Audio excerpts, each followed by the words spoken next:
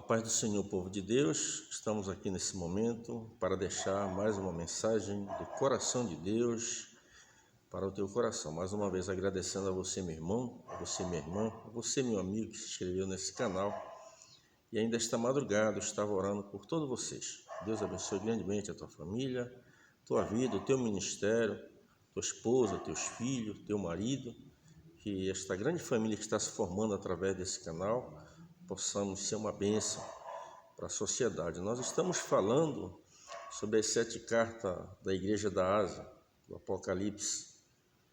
Como eu falei na primeira carta, eram várias igrejas que existiam naquela região, mas apenas o Senhor Jesus se dirigiu a 7 delas. Nós começamos já pela igreja de Éfeso e agora estamos na igreja de Esmirna. Vamos ministrar sobre essa igreja, a segunda carta da igreja de Esmirna. Muito interessante a gente analisar, porque a primeira carta, que é a carta de Éfeso, a gente pode observar que se nós formos para o Evangelho de Jesus Cristo, segundo escreveu, Mateus capítulo 13, nós temos ali em torno de 9 parábolas, e dessas 9, 7 delas apontam para essas igrejas aqui. Então a igreja de Éfeso seria a igreja que tem ali a parábola do semeador. Hoje nós vamos ver sobre a igreja de Esmirna, e vamos ver que ali, sobre a igreja, sobre o joio, né? Falar sobre o joio um pouquinho. Mas o pano de fundo mesmo, na verdade, é aqui a igreja. Apenas aquelas cartas que Cristo deixou ali, aquelas parábolas, né? Parábola, Deus já havia falado há 1050 anos antes de Cristo vir à terra. No Salmo 78 diz: escutai, povo meu, a minha lei, prestai ouvido às palavras da minha boca. Eis que abrirei meus lábios em parábolas e publicarei enigma dos tempos antigos. A gente vê Jesus no ministério dele se cumprir literalmente esta profecia. Vamos então para o livro de Apocalipse, capítulo de número 2, a partir do versículo de número 8, que nos diz assim a palavra de Deus. E o anjo da igreja que está em Esmirna escreve isto, diz: o primeiro e o último, que foi morto e reviveu. Eu sei as tuas obras de tribulação, pobreza, mas tu és rico. E a blasfêmia dos que se dizem judeus e não são, mas são sinagoga de Satanás. Nada temas das coisas que há de padecer. Eis que o diabo lançará alguns de vós na prisão, para que sejais tentado e tereis uma tribulação de 10 dias. Sê fiel até a morte, dar-te-ei a coroa da vida. Quem tem ouvido para ouvir, ouça o que o Espírito diz à igreja. O que vencer não receberá o dano da segunda morte. Você observa aqui, se você já leu as cartas paulinas, né? Você vai observar que raramente Paulo se identifica como um escritor da maioria das suas cartas. Paulo, servo de Jesus Cristo, né? E aí ele se direciona a uma determinada igreja. Então, se identificando aqui, a gente observa que a carta é endereçada a um pastor, que aparece aqui a palavra anjo, mas é o pastor, que era o anjo daquela igreja, né? E quem enviava essa carta? A gente observa aqui, olha, o que escreve diz o primeiro. Quem é o primeiro? Jesus. O último, também ele é o primeiro e o último. Ele é o começo e o fim, tá? Então nós vimos aqui, ó, que foi morto e reviveu. Quem é que foi morto e reviveu? Jesus Cristo. Morreu, ressuscitou, esteve com os discípulos por um período de tempo ali, 40 dias em vivas e infalíveis provas, e depois retornou. Está à destra de Deus Pai, em breve irá buscar a sua igreja. E aqui ele está orientando, e aí ele começa dizendo: eu sei as tuas obras.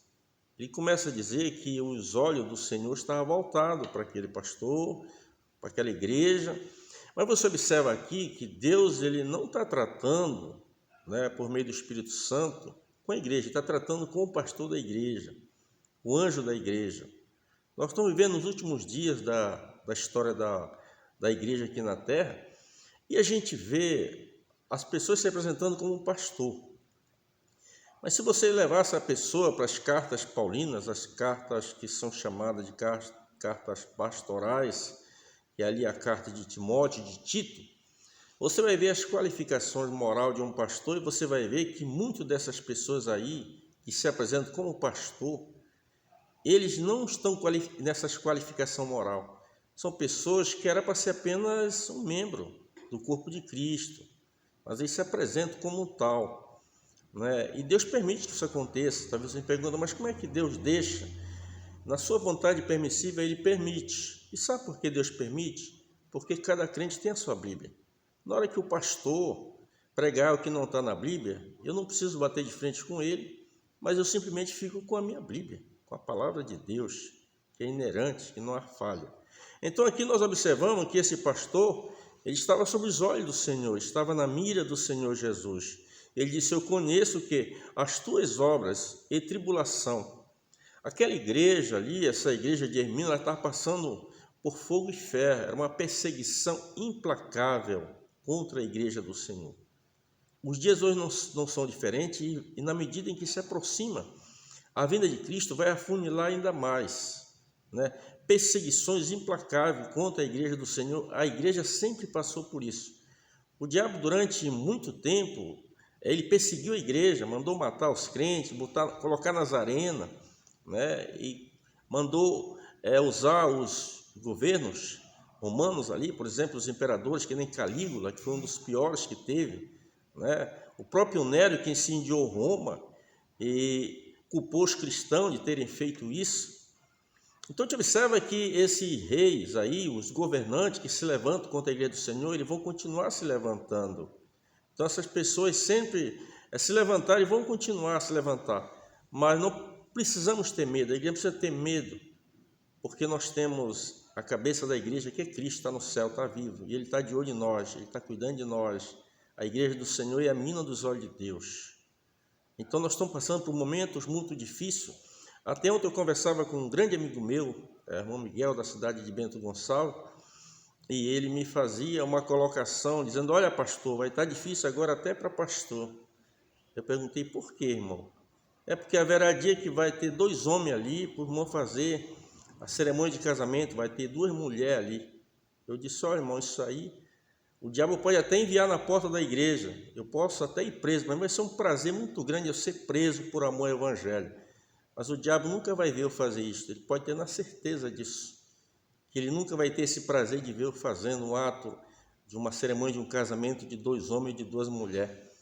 Mas a tendência é ficar cada dia pior. Na medida em que se aproxima a vinda de Cristo, meu irmão, minha irmã, nós vamos ver no final aqui o que Deus exige daquela igreja, né?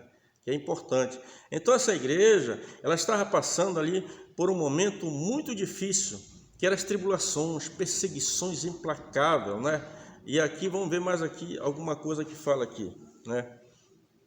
Tribulações e pobreza, mas tu és ricos, e a blasfêmia dos que se dizem judeus e não são, mas são a sinagoga de Satanás. Você observa que esse pastor, além de passar pelas perseguições, porque as perseguições elas vêm tão grandes que as portas de emprego se fecham para os crentes, fica difícil, né? Vai chegar um momento aí que para um crente conseguir um emprego vai ser muito difícil.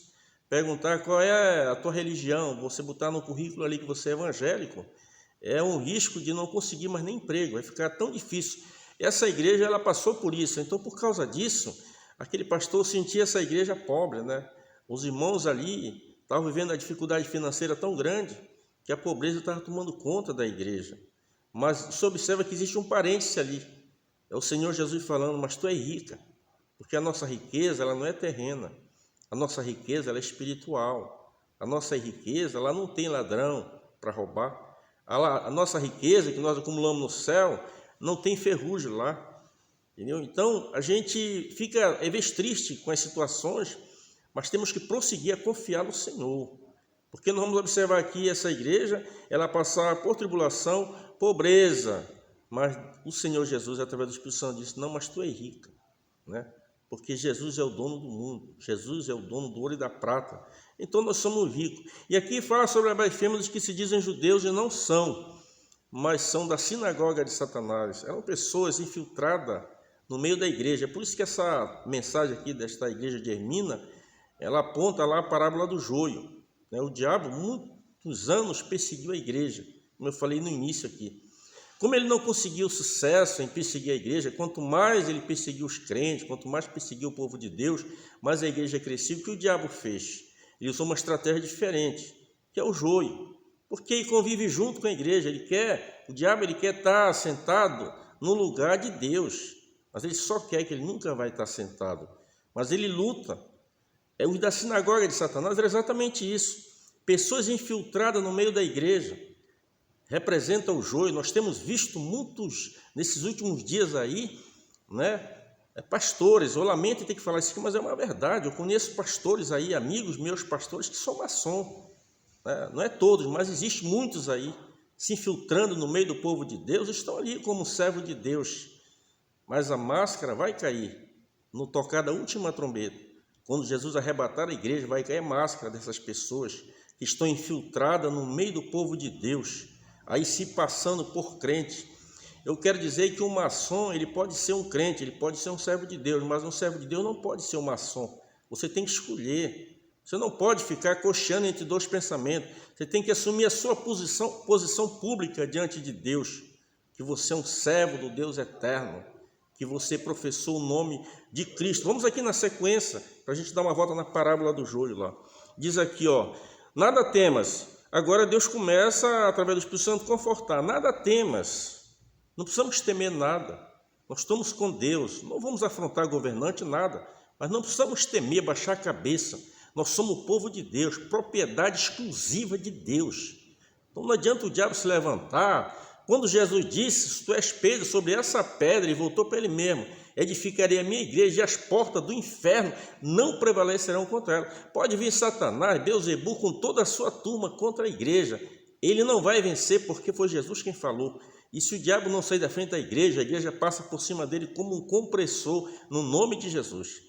Nós não temos medo. O diabo sabe que a igreja, o homem de Deus, a mulher de Deus, não teme a ele. Nós tememos a Deus.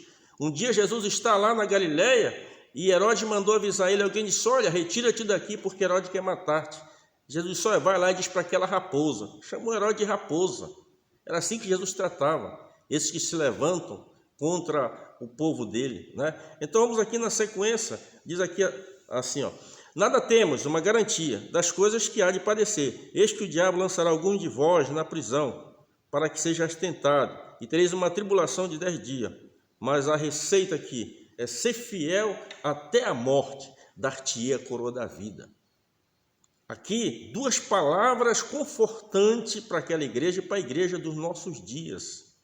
Você observa que nesta parábola aqui, Jesus não vem através do Espírito Santo dizendo, olha, eu tenho algo contra ti, que nós vamos ver na próxima parábola, como nós vimos na parábola de Éfeso. Eu tenho contra ti que deixasse o primeiro amor. Aqui não havia nada disso. Havia uma sinagoga de Satanás que o diabo, através desta sinagoga, infiltrava o joio no meio da igreja do Senhor, né? Se diziam judeus, mas não eram judeus. Em outras palavras, se diziam crente, mas não eram crente. Era só crente de fachada.